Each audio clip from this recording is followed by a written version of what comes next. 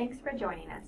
In this audit, we looked at whether BC Hydro was effectively managing its cybersecurity risk by detecting and responding to cybersecurity incidents on its industrial control systems, or ICS, which form an integral part of its electric power infrastructure.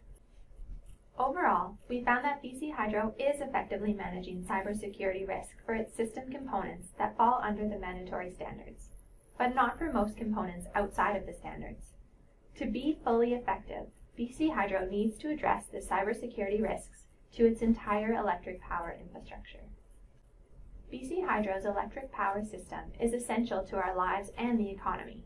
The system is considered critical infrastructure and is used to provide electricity to 95% of the people in British Columbia.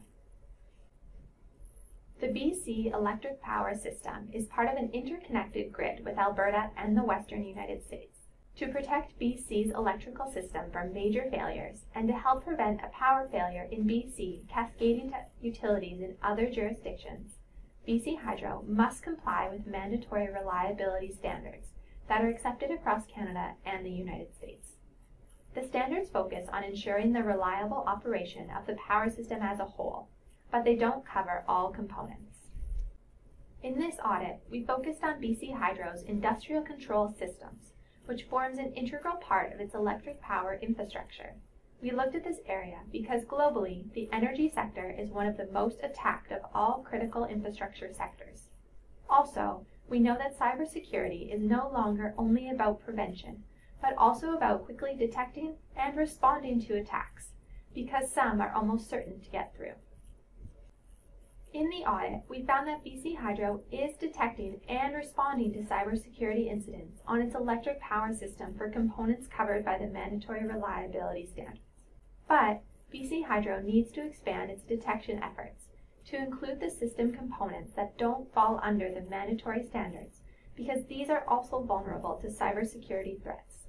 The components that BC Hydro isn't looking at, generally equipment of lower power capacity, can, in aggregate, have a large effect on the overall power system and may allow cybersecurity incidents to cause localized outages.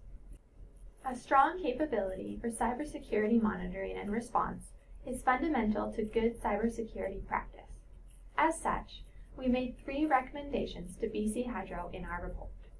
First, for BC Hydro to assess the cybersecurity risk to make sure appropriate detection and response measures are implemented.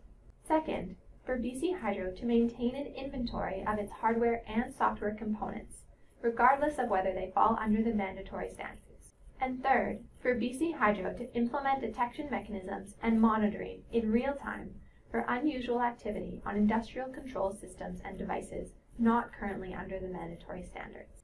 For security reasons, we didn't disclose any findings in this report that could expose BC Hydro's power system.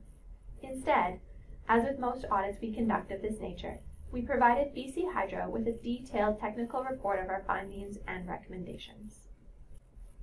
That's our report summary for today. Thank you for joining us. We'd like to encourage you to read the full report. It and our other reports are available on our website at www.bcauditor.com.